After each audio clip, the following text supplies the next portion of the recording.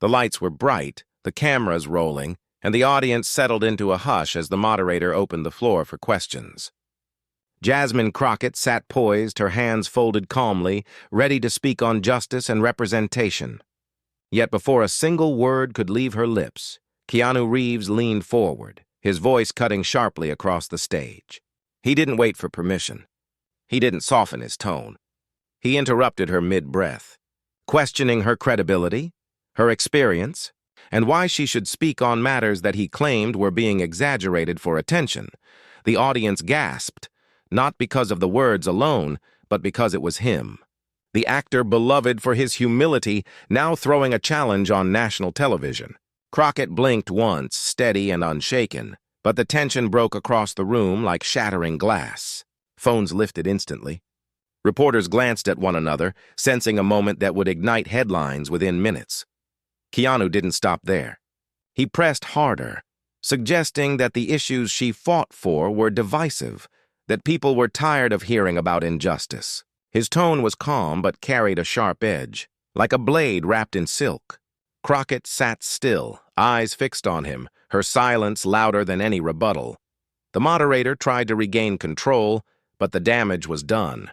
Every camera in the room zoomed in on Jasmine's face, her jaw set, her eyes narrowing just enough to signal that she had heard every word, and she was choosing her response carefully. A murmur rippled through the audience. Some leaned forward. Others exchanged glances, uncomfortable with how swiftly the atmosphere shifted from respectful dialogue to open confrontation.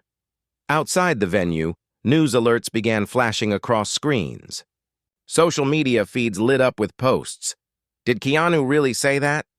Jasmine's reaction is everything. This is about to get intense. Inside, the silence stretched, not empty, but electric, like the air before a storm. Crockett finally lifted her microphone, but she didn't speak yet.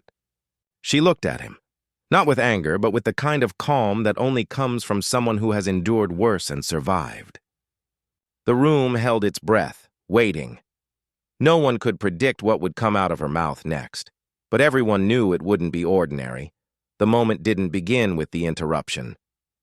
It began long before, with a national conversation reaching its boiling point. The event was organized under the banner of unity, a gathering of lawmakers, public figures, and cultural icons to discuss how America could heal from its widening political and social divides. Jasmine Crockett was invited for her unapologetic advocacy for marginalized voices. Keanu Reeves was there as a symbolic bridge between Hollywood influence and civic responsibility, praised for his calm demeanor and widespread public admiration. The topic on the table was clear: accountability and representation in modern America. Voices from across the spectrum were seated at the table: community leaders, activists, journalists. The goal was to create dialogue, not spectacle. But the country was already on edge. Headlines for weeks had highlighted cases of injustice, protests in the streets, and growing exhaustion from people who felt their struggles were being ignored or minimized. The public didn't just want answers, they wanted truth. Keanu's appearance was meant to bring balance, a familiar face who could speak to unity and compassion. But something shifted when the conversation moved toward systemic injustice and voices often silenced. Jasmine spoke with conviction about those unheard, about families who lost everything, about promises of equality that remained unfulfilled. She wasn't dramatic, she was direct. And that, more than anything, unsettled those who preferred the comfort of silence. Keanu leaned in, not out of malice, but frustration. He questioned whether constantly revisiting America's wounds was helping or dividing. He argued that people were tired of being blamed, tired of feeling ashamed for things they didn't do.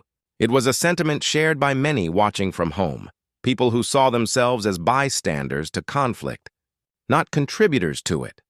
But what Keanu didn't see was how his words sounded to those who had no choice but to live the consequences of a broken system. Jasmine had spent years in courtrooms, community centers, and rallies, listening to pain, carrying stories the world didn't want to hear. For her, this wasn't about guilt or blame. It was about recognition. The room could feel the shift. Some nodded subtly at Keanu's words. Others stiffened in their seats. The air felt tight, like every breath was waiting for someone to release it. Cameras captured every glance, every whisper. The moderator sensed the stakes rising but allowed the tension to unfold, knowing the nation was listening. This moment wasn't just about two public figures. It was about what kind of country America wanted to be. One that turned away from hard truths, or one that faced them unflinchingly. Respect was no longer just a polite gesture. It was the battleground. Whose voice mattered? Who had the right to speak? Who decided when the conversation became too uncomfortable? People watching at home felt it too. Living rooms, phones, streaming screens, everywhere viewers leaned in. Some felt Keanu spoke for them, weary of division. Others felt Jasmine spoke for them, weary of being silenced. It wasn't about celebrity versus politician. It was about reality versus perception. Jasmine didn't respond immediately. She waited, letting his words settle in the air like dust after impact. Her calm wasn't silence. It was preparation, measured, intentional, steady. She knew the weight of what she was about to say. It wasn't just for the people in the room. It was for the millions outside it, watching, waiting to feel seen. What happened next would not just define the event. It would define the conversation across the nation. Yet this was only the beginning, the moment before everything unraveled. For years, Keanu Reeves had been the embodiment of quiet grace. He moved through fame like a shadow, never too loud, never too proud, always humble. Interviews showed him speaking in soft tones, giving space to others, never desperate for the spotlight. Audiences adored him not just for his films, but for his gentleness, donating silently to crew members, sitting beside strangers on park benches, riding the subway without security or fanfare. His reputation was almost mythic, the good guy in a world of arrogance. But that image wasn't the full story. In recent months, the pressure of public life had begun to shift something in him. During a promotional event for a charity campaign, he was asked about political activism and celebrity involvement in social justice. Instead of his usual calm neutrality, he spoke bluntly, saying that sometimes activism is less about justice and more about noise, and that people should stop using pain as a brand. The comment stirred quiet controversy. Fans defended him, insisting he meant no harm. Critics argued he was dismissing real struggles behind polished politeness. Still, the moment faded without consequence. His supporters insisted he was misunderstood, that he simply longed for unity rather than conflict. But whispers began. Was this the same man the world thought they knew? Or had the years of restraint covered deeper, unspoken beliefs? Behind the scenes, Keanu had grown weary of divisive conversations. He believed America was tired of arguments, tired of guilt, tired of never feeling good enough. In private interviews, he hinted that accountability should not feel like punishment, and that people needed healing, not lectures. He didn't consider himself political, but his frustration with the constant demand for awareness revealed itself more each time he spoke. He never shouted, he never used cruel words. But the firmness in his voice was unmistakable. Then came the panel invitation. Organizers wanted a recognizable figure who symbolized compassion. They chose Keanu, hoping his presence would soften heated opinions and draw wider attention to serious discussions. He accepted not to become a voice of opposition, but to offer perspective, a belief that unity required less confrontation and more forgiveness. But the setting was different from a movie set or charity gala. This was not a scripted world where everyone knew their lines. This was real. And Jasmine Crockett was not a co-star. She was someone who lived the things he debated from a distance. As the cameras turned on that day, Keanu listened attentively at first. He nodded when others spoke. His hands remained folded. But when the conversation shifted to systemic injustice, courtrooms, prisons, lives lost to silence, something in his expression changed. He leaned forward. His jaw set. He interrupted. It wasn't just what he said, but when he said it. His voice broke Jasmine's words before they began. He questioned whether the continuous focus on injustice kept the country from healing. He claimed that always pointing to inequality created division instead of unity. His words weren't shouted, but they cut through the air like thunder in a quiet sky. Those who admired him saw a rare moment of honesty, proof he wasn't just a polite icon, but a man willing to speak uncomfortable truths. Those who had lived the pain he minimized felt a sting, sharp and dismissive. How could someone who preached kindness now interrupt a voice speaking for those unheard? How could the symbol of humility silence someone whose life was not crafted on a screen, but shaped by real injustice? The contradiction was impossible to ignore. His persona said peace. His words said resistance. His face remained composed, but the tension in his voice betrayed a deeper frustration, one that didn't belong to the man millions believed him to be. Keanu didn't see himself as a villain. In his mind, he was defending unity, protecting people from constant blame and sorrow. But intention didn't erase impact. What sounded like balance to him sounded like dismissal to those who had carried the weight of inequity their entire lives. What he thought was reasonable came across as privilege wrapped in politeness. His supporters online began to gather, defending him before Jasmine even responded. They said he was brave, that he spoke what many were too afraid to say. Others pushed back, calling it arrogance disguised as calmness. Screenshots of his interruption spread across social media. His words were quoted, dissected, debated. The man who had lived above controversy was now at the center of one. Inside the room, Keanu sat back in his chair, convinced he had spoken necessary truth. The silence that followed felt to him like contemplation. But to those who knew this conversation's weight, it felt like a wound waiting to be answered. Jasmine's eyes did not waver. She looked at him with a stillness that didn't challenge his fame, but challenged everything behind his words. She did not see a Hollywood legend. She saw a man speaking from a world untouched by the consequences he minimized, a world where compassion was comfortable, not courageous. And in that quiet moment, with cameras capturing every heartbeat, the contrast between them became undeniable. But while his image was crafted in Hollywood, hers was forged in real-life battles. Before Jasmine Crockett ever sat under blinding studio lights or spoke into a microphone broadcast across the nation, she stood in small courtrooms with flickering lights and broken air conditioners, defending those no one else would. She didn't come from power or prestige. She came from long nights studying by dim lamps, from borrowed textbooks, from family members who reminded her to speak only when necessary. Yet she chose to speak when it mattered most. She was raised in a neighborhood overlooked by politicians, but never overlooked by pain. She watched friends struggle against systems designed to forget them.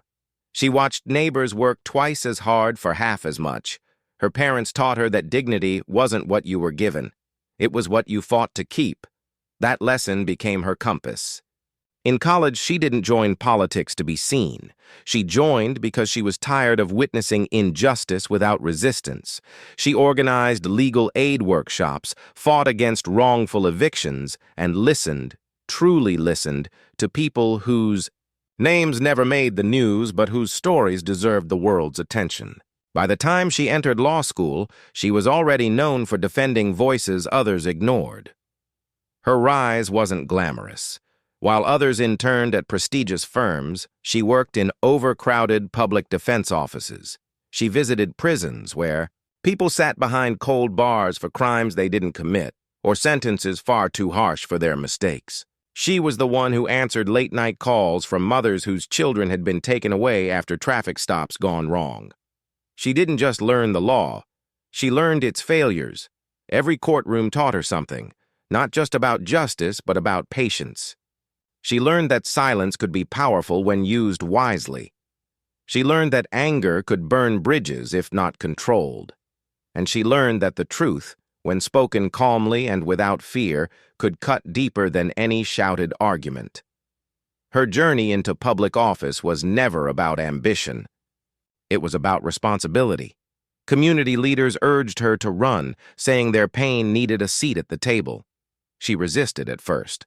Politics was messy, unforgiving, but she also knew that laws were being written without the people most affected by them. And so she stepped into the arena not because she wanted to, but because she had to. As a lawmaker, she became known for her clarity. She didn't decorate her words with metaphors or flowery speeches. She spoke plainly, truthfully, and without apology. Her colleagues sometimes found her too direct. Her opponents called her radical.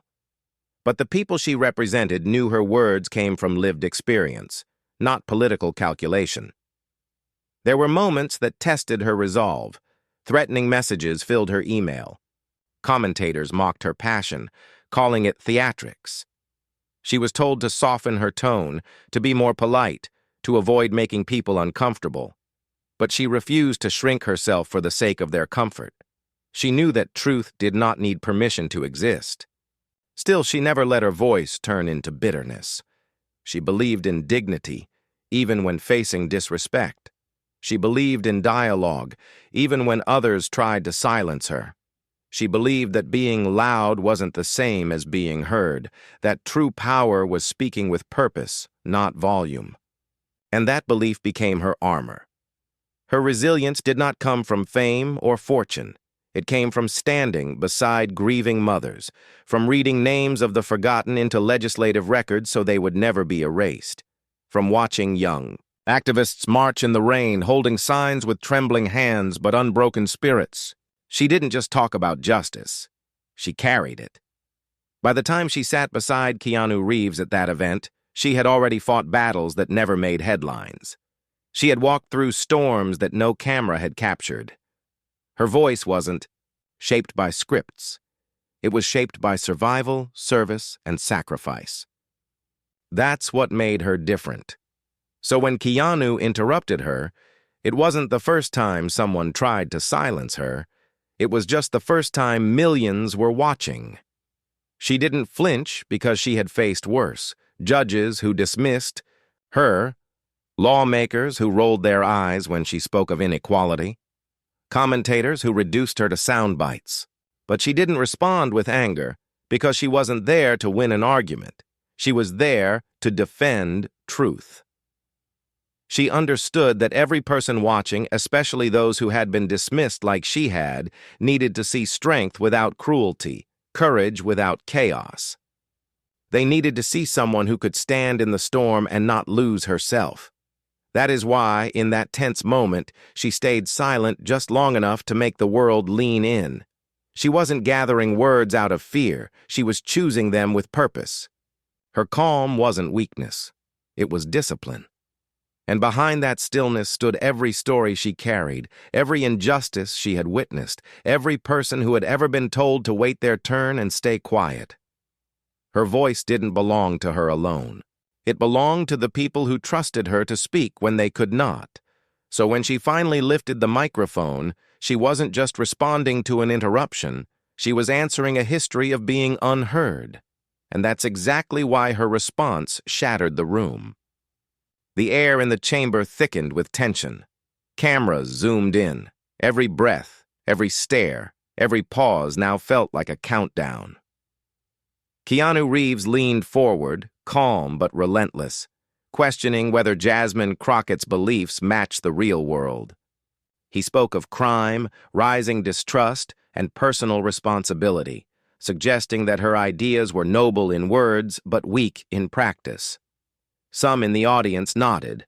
Others shifted uncomfortably. Online, viewers started choosing sides. "Is he actually right?" one comment read. "No, she's about to end him," another replied. Crockett stayed composed, fingers laced, eyes steady. She didn't rush. She didn't flinch. She simply answered. People are hurting, but blaming them without fixing the system is just convenient cruelty. It wasn't anger. It was clarity. But Reeves pressed harder. He argued that millions rise above hardship without waiting for government help. So why should taxpayers carry others? He questioned not her passion, but her practicality. Livestream chats erupted. Screens filled with reactions, some cheering him on, others warning he was pushing too far. Still, Crockett didn't break. She answered with lived experience, years as a public defender, watching justice tilt toward those with money. She spoke of families who couldn't afford insulin, of courtrooms where your bank account decided the outcome. These weren't excuses, she said. These were facts. Reeves wasn't satisfied. Empathy, he argued, isn't policy. Emotion doesn't fix broken cities. A soft gasp moved across the room. Crockett leaned forward, voice steady as stone. She reminded everyone, crime grows where opportunity dies. Poverty isn't laziness. It's the result of choices made by those in power. If society ignores this, then every lecture about responsibility becomes nothing more than privileged noise. But Reeves wouldn't let go. He asked again, what solution exists that isn't just bigger government and deeper dependency? Silence followed. Not weakness, precision. The kind of silence before a storm. Social media sensed it. She's about to snap back. He doesn't know what's coming. Then, Crockett answered, responsibility, she said, belongs to both people and institutions. To the mother working 3 jobs who still can't afford insulin. To the government that gives corporations billions while public schools shut down. To leaders who preach hard work while building barriers nobody can climb. Responsibility without fairness, she said, isn't justice. It's punishment. The room shifted. Eyes widened. Phones lifted higher. You could feel it. The momentum turning. Reeves tried one more time. He asked whether fairness meant endless government aid and no expectations from citizens. Was that empowerment? He questioned, or dependence. Online reactions exploded. He's missing the point. Why is he still pushing? This is getting dangerous. Crockett didn't raise her voice. She didn't need to. Fairness, she said softly, means giving people a real chance. Expectations only make sense if everyone starts at the same line. Without that, demands for responsibility are just demands for suffering. And then, everything went quiet. No whispers, no shuffling, just silence. Reeves leaned back in his chair. His question still hung in the air, sharp and cold. Then explain what that real chance looks like without turning people into dependents. Crockett didn't answer right away. Instead, she looked around the room, at the cameras, at the crowd, at the millions watching from behind screens, waiting. Her silence wasn't hesitation. It was the final warning before impact. And then, in a moment, no one saw coming, she struck back. The air stood still. Cameras focused. Every heartbeat in the room seemed to echo. Jasmine Crockett finally lifted the microphone, her voice calm, deliberate, every syllable crafted with precision. She began by thanking him, not with sarcasm, but with startling sincerity, for saying out loud what so many only whisper in private conversations. Because now, she said, the truth could be answered publicly. She started with his first claim, that people pull themselves up with hard work alone. She agreed, yes, hard work matters. But hard work without opportunity is just exhaustion. She spoke about communities where children walk miles to schools with no textbooks, where parents work 3 jobs and still can't afford health care, where justice depends on what you can pay, not what is right. If hard work was enough, she said, then every mother juggling shifts to feed her kids would already be a millionaire. That isn't failure of effort. That is failure of a system built to protect privilege. The audience shifted forward in their seats. No one moved. Keanu's eyes narrowed slightly, not in anger, but in realization that this wasn't just a reply. This was an unraveling. Crockett moved to the second point, dependency. He argued that government aid creates weakness. She asked, gently but firmly, what he calls tax breaks for billion-dollar corporations, what he calls subsidies for industries that profit while pollution poisons poor neighborhoods. If help makes people dependent, she asked, why are the wealthiest the largest recipients of government support? Why do corporations receive lifelines while working families are told to figure it out? Dependency isn't the problem, she said. Selective compassion is. Gasps whispered across the room. Social media feeds began flooding again. She's destroying him point by point. This is surgical. I've never seen anything like this. She didn't raise her voice. Her power came from restraint. Her words landed like quiet thunder. Calm, controlled, impossible to ignore. Then she turned to responsibility. Keanu said responsibility is personal. Crockett agreed. But responsibility, she said, also belongs to lawmakers, to corporations that profit from low wages, to a society that judges people for being poor but never questions why poverty exists in the first place. You cannot demand responsibility from the people while excusing it from the powerful. True responsibility is shared, or it is just blame wearing a suit. Keanu's confident posture began to fade. His shoulders relaxed, not in defeat but in contemplation. The image of control slowly cracking. Crockett didn't stop. She reminded everyone that she came from nothing. No Hollywood stages, no movie premieres. She earned every degree. She stood in overcrowded courtrooms fighting for people no camera ever cared to see. She chose policy over comfort, truth over applause. So when she speaks about struggle, she isn't quoting statistics. She's remembering faces. Silence deepened. Not awkward, reverent. She leaned in slightly, voice almost a whisper but strong enough to carry across the hall. You say people are tired of hearing about injustice. I say people are tired of living it. Phones trembled in people's hands as they tried to record every second. Reporters stopped typing, their fingers frozen above keyboards. Even the moderator stayed quiet. Then she delivered the line that would be replayed across every news channel for days. If speaking about injustice makes you uncomfortable, imagine how uncomfortable it is to live in it every single day. Keanu blinked. For the first time, he didn't speak. Crockett continued, steady, fearless. She pointed out that America wasn't built on silence. It was built on voices, voices that fought, rebelled, demanded better. From abolitionists to suffragettes to civil rights leaders, progress never came from staying quiet to keep others comfortable. She said compassion isn't weakness, fairness isn't dependency, and equality isn't a threat. It is a promise this country made and still hasn't fully kept. People in the audience began to nod. Some wiped their eyes. And somewhere in the back, someone whispered, "Amen." Online, her words went viral in real time. She's on fire. This is history. Keanu looked speechless. Hashtags exploded. Crockett clapped back. Truth to power. Enough silence. Crockett then addressed him directly. Not harshly, honestly. She acknowledged his career, his kindness, his reputation for humility. She said no one doubted his goodness.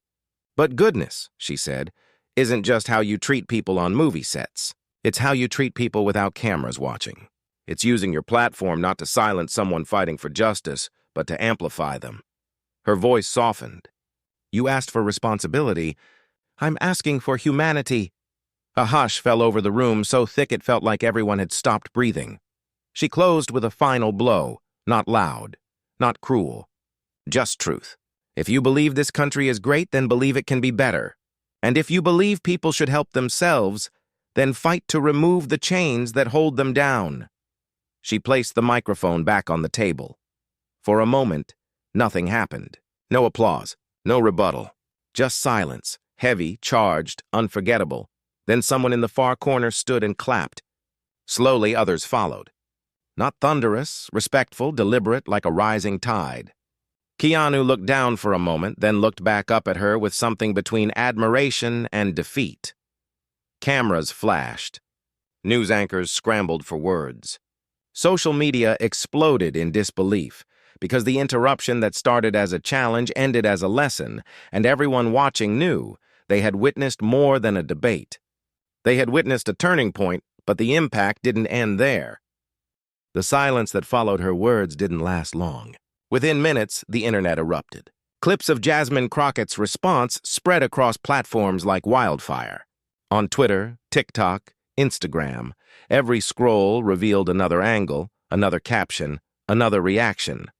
The hashtags shot to the top of trending lists. Ban Crockett Clapback, Ban Truth Over Fame, Keanu Reeves Crockett. People weren't just watching.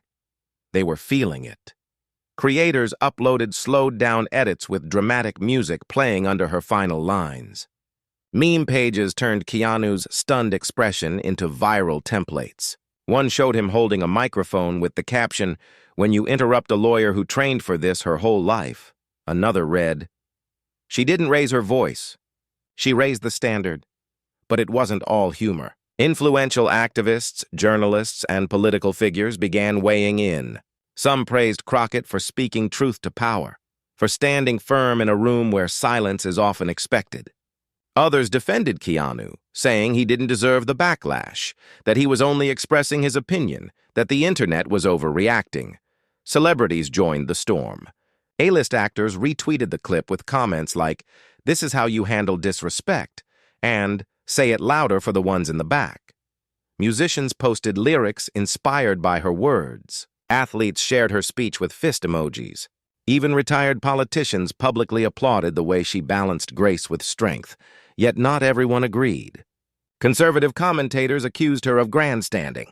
Talk shows questioned if she was too harsh. Some said she humiliated a beloved actor for internet applause. Political panels debated whether this moment was activism or performance. One headline asked, "Did Crockett go too far, or did she go exactly where America needed?" News anchors dissected the confrontation frame by frame. Analysts paused the footage to examine Keanu's shifting expression, the quietness in his eyes as her words sank in. Others focused on the audience, people leaning forward, hands over their mouths, phones trembling as they recorded history. Meanwhile, social media became a battleground. Supporters of Crockett flooded the comments with messages like, "She spoke for all of us who have been silenced. This is what leadership looks like." Respect to Keanu, but she didn't attack him, she educated him. Supporters of Keanu argued, he wasn't trying to disrespect her. Everyone makes mistakes. Don't cancel him for speaking his mind. Why does everything have to become political drama? But something deeper was happening, beyond memes, beyond headlines. People started sharing their own stories. Single mothers posted about working multiple jobs. Veterans spoke about serving a country that forgot them. Immigrants shared memories of standing in courtrooms hoping someone like Crockett would stand beside them. Her words became more than a moment. They became a mirror. Educational platforms clipped her speech for classroom discussions. Law students called it a masterclass in composure under pressure. Political science professors used it to explain modern civic discourse.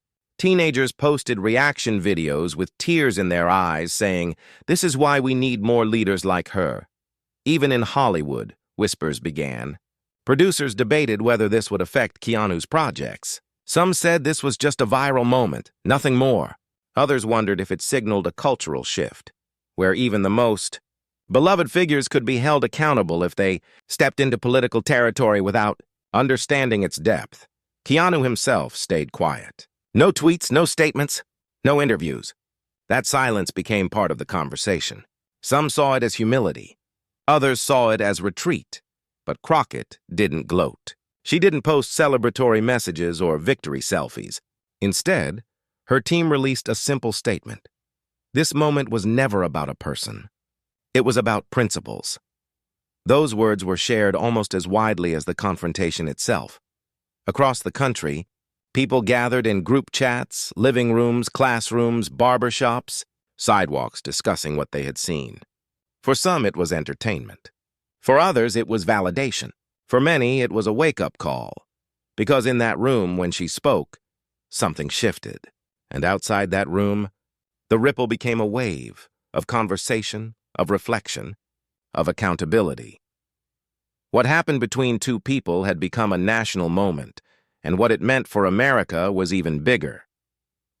When the noise settled and the headlines began to blur, what stayed with people wasn't the clash, it was the clarity. Jasmine Crockett didn't leave that stage as someone who won an argument. She left as someone who reminded a nation what dignity sounds like. She took a confrontation and turned it into a mirror, asking everyone, not just her opponent, to decide who they wanted to be in moments that test character. She didn't mock him, didn't chase applause. She chose values over spectacle. She reminded the room and the millions watching that strength isn't measured by volume or fame, but by the courage to speak truth even when it's inconvenient. She showed that real leadership isn't about overpowering others, but about standing firm without losing compassion. In a time when arguments often end in shouting, she chose precision. When disrespect was thrown her way, she responded with purpose, not to embarrass, but to enlighten. Her message wasn't about celebrity or politics. It was about voice, the voice of every person who's been talked over, dismissed, or underestimated. She reminded America that silence has never been the path to justice, that every movement this country is proud of began with someone refusing to stay quiet. And in that moment, she didn't just defend herself, she defended everyone who carries their truth quietly, waiting for a chance to be heard. People saw that her power didn't come from a script or spotlight.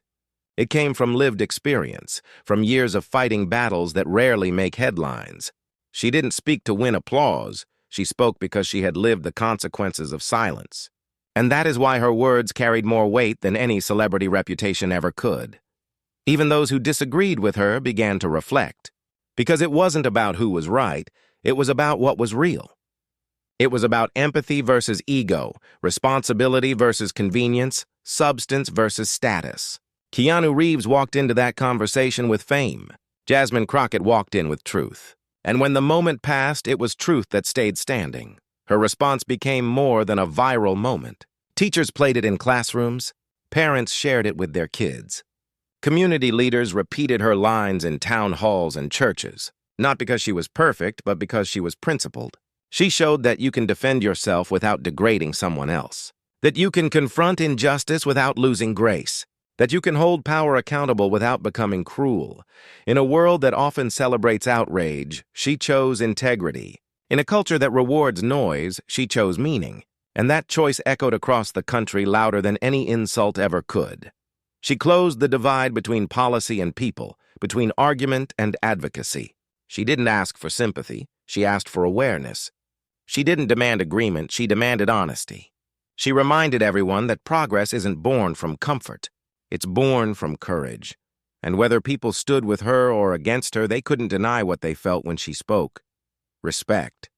Not for the clash, but for the conviction behind it. She didn't just defend her dignity. She protected the idea that every person, no matter their background or status, deserves to be heard with respect. Leadership isn't determined in the spotlight. It's revealed when the spotlight turns harsh. And in that harshness, she didn't break. She didn't bend. She rose. And that is why this moment mattered. Not because of who she faced, but because of what she stood for. It was never about winning. It was about reminding us what it means to lead with humanity. In the end, this wasn't just a viral exchange. It was a reminder of what happens when truth stands its ground against fame, when dignity refuses to bow to interruption. Jasmine Crockett didn't just respond, she set a standard. And Keanu Reeves, whether he intended to or not, helped spark a moment that made millions stop, listen, and think. This is why the story mattered. Because in a world full of noise, someone chose clarity. In a culture obsessed with status, someone chose substance. And that choice echoed far beyond that room. If this moment moved you, don't let it end here. Share it. Talk about it. Let others see what it looks like when someone speaks with courage instead of anger, purpose instead of pride. These are the conversations that shape our future. Conversations where respect doesn't mean silence, and disagreement doesn't mean disrespect. Make sure you're part of that change. Subscribe to stay with us as we bring more voices, more truths, and more stories that challenge power and inspire hope. Your support helps these stories reach further, grow louder, and remind the world that dignity still matters. Because this isn't just about one debate. It's about all of us, anyone who's ever been talked over, anyone who's ever been doubted, anyone who believes that justice should speak louder than ego. So if you believe in that too, stand with it. Share it, protect it, and remember, real strength isn't measured by who speaks the loudest, but by who speaks with truth. Thank you for watching. Stay informed, stay inspired, and never be afraid to raise your voice when it matters most.